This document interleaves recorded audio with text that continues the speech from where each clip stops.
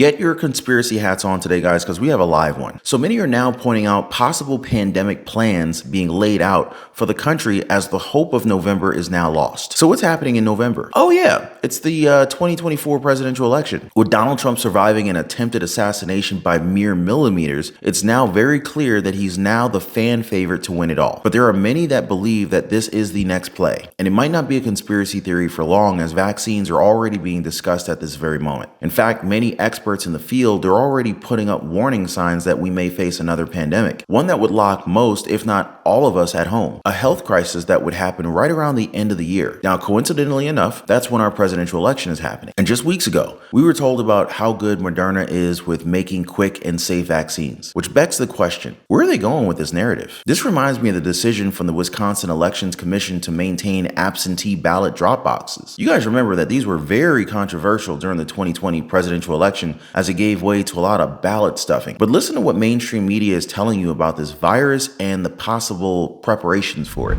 Moderna's market value has risen by roughly a third since an outbreak of bird flu in cow herds in March. The $50 billion company was a pioneer in making COVID vaccines, and investors are speculating Moderna is an obvious beneficiary should another pandemic strike. Snag is, Wall Street's probably getting ahead of itself. There's good reason to be concerned about the H5N1 flu that's widespread in birds and some mammals. Influenzas are among the biggest repeat offenders in causing pandemics.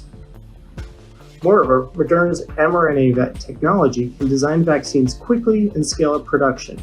Traditional flu vaccines would take longer, and they're grown to fertilized eggs, and avian flu might interfere with production. The benefits from successful vaccine would be huge. Economic damage from COVID was measured in trillions of dollars, and avian flu might be a worse disease should it acquire the ability to spread easily between people. So governments are wise to prepare now. But contracts, at least so far, will probably be limited to a few million doses worth a fraction of Moderna's market gain. The vaccines made now match the flu strain spreading in birds, but they might be a poor match for any flu that becomes a pandemic. The idea of stockpiling partial armor for doctors and first responders, and that's better than no armor at all. Moderna would make more money should there be a pandemic.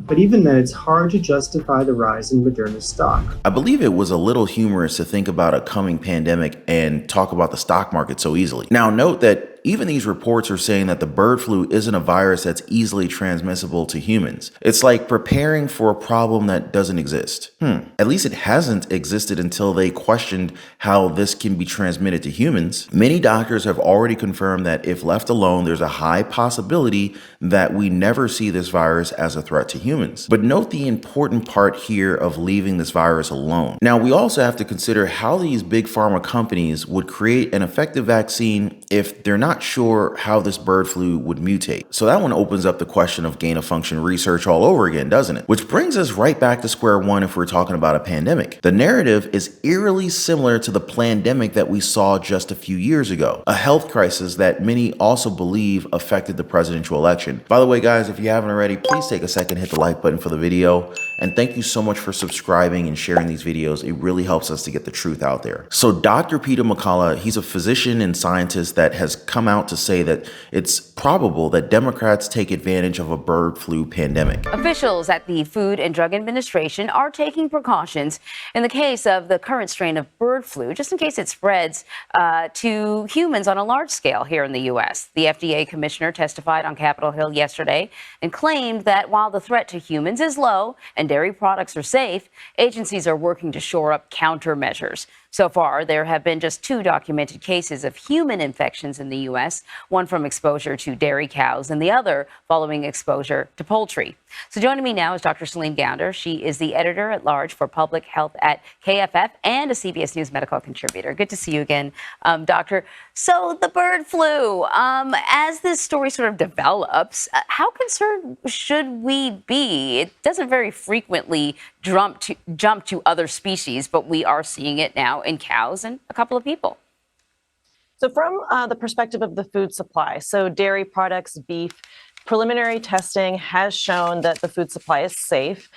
We have seen viral fragments, so pieces of dead virus in the milk but that doesn't mean that it's actually infectious to people. What we're seeing is that pasteurization is working as intended to kill the virus in milk. But this is a reminder that raw milk, unpasteurized milk, is not safe. It is not healthy, as some people would claim. It is highly contaminated with bacteria and viruses, and this is why we pasteurize milk. And so if there are people out there that should be particularly careful, maybe, avoid unpasteurized dairy products, is it kind of the usual people, the very young, the very old, people who might have pre-existing conditions, that kind of thing? Well, especially the very young, the very old, immunocompromised people, pregnant women. But big picture, raw milk can be really dangerous for anybody. Even if you're a young, healthy person, you can get all kinds of bacterial infections and viral infections that way.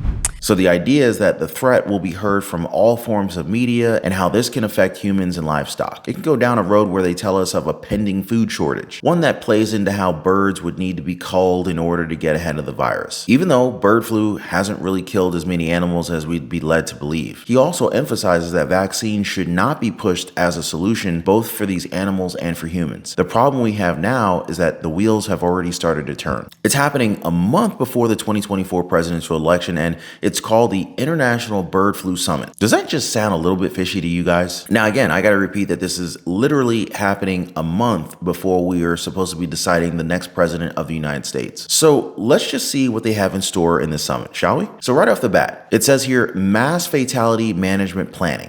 So they're really starting strong on the first day of the summit here. Now what's concerning is that they're already expecting a lot of fatalities with this virus. A virus that again hasn't affected many humans, if at all, within the last century. But of course, since it's an election year, there's suddenly a huge threat. There's also something here that caught my eye. They're already planning morgue operations beforehand. So it's kind of like the COVID pandemic where most caskets were closed due to the fear of infection. But here's also the next part where we talk about the government losing 50% of its manpower and how we can move forward in operating such a government so that we don't face disruptions. Something also caught my eye here, and this is the part where they talk about the continuity of government functions and how that can be ensured. Now, I understand that this is a plan for society, but they seem to be very focused on how the government can run without specific personnel. Now, there's also parts of the summit where law enforcement will become a key point. There's a specific talk here that's literally called controlling social unrest and public disorder. Now, right after that, you see implementing isolation measures in correctional facilities. Prisons, guys. Now, I don't mean to scare you, but all of this is on their website. This is not a conspiracy theory. The facts are all there. And of course, I can't forget about a key point that they're going to push onto us, mass vaccination efforts and quarantine measures, both of which are included on the very first day of this bird flu summit. That's just the first day. I didn't even get to the second day where they talk about surveillance. Now, of course, you guys are free to check this out for yourself, but I want you guys to know that this is all happening. And many analysts are saying that it could affect the next presidential election. And speaking of which, I covered that topic where I literally had to go on live when I was in the car. I wasn't driving, so don't worry about that, guys. But I am totally worried about where this will go. So be sure to check out my reactions on that video, guys. But before I go, I just want to thank you guys so much for watching. Thank you for hitting the like button and supporting the channel. Thank you for subscribing, and I'll see you on the next one.